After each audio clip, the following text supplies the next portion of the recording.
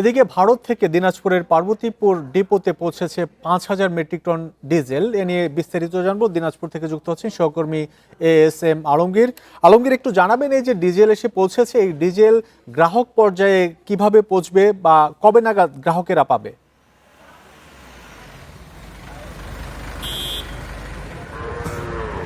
আসলে ভারত থেকে যে পাইপলাইনের মাধ্যমে যে তেলটি আসতেছে 2023 সালে এই ভারত বাংলাদেশের যে পাইপলাইন এটি চালু হয়, সেই চালু হওয়ার পর 5,000 টন যে তেল আসে সেটি কিন্তু আসলে রেগুলারই চলে আসতেছে।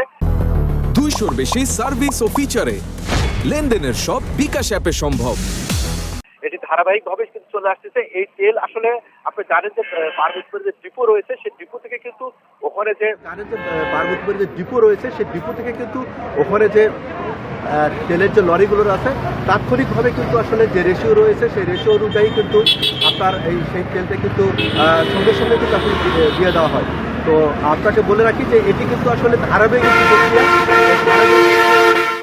আসতেছে এবং আসার সঙ্গে সঙ্গে এই রংপুর বিভাগের যে 8টি যে জেলা রয়েছে সেই যে 8টি জেলায় কিন্তু এই তেলটি কিন্তু আসলে যে তেল লরিগুলো রয়েছে সেই 8টি বিভাগ থেকে যে 8টি জেলা থেকে যে লরিগুলো আসে সেই লরির মাধ্যমে কিন্তু তাৎক্ষণিকভাবে কিন্তু আসলে তেলটি বিতরণ করা হয়ে যায় এবং দিন রাত এখানে কিন্তু আপনার সপ্তাহে কোনো ছুটি ছাড়াই কিন্তু এই সময়গুলোতে কিন্তু তেল বিতরণ করা হচ্ছে বলে আমাদের সংশ্লিষ্ট যে কর্তৃপক্ষ রয়েছে সেই কর্তৃপক্ষ জানাচ্ছেন।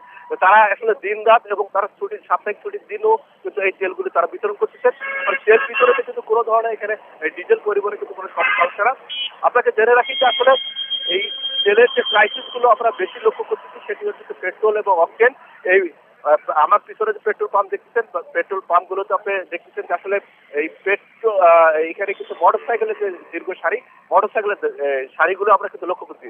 ভারী যানবাহন গুলো আসলে ডিজেল যেখানে দরকার সেগুলো আসলে খুব একটা সমস্যা কিন্তু আমরা দিনাজপুর অঞ্চলকে দেখতে পাচ্ছি না।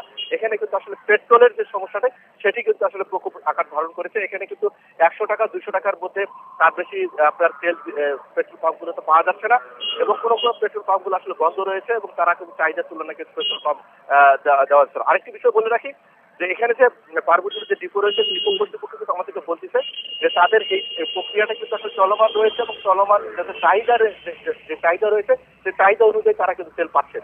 এই ছিল আপনার ভারত থেকে 5,000 মেট্রিক টন ডিজেল বাংলাদেশে এসেছে, সে খবর দিনাজপুর থেকে জানাচ্ছিলেন সহকর্মী ASM আলমগীর।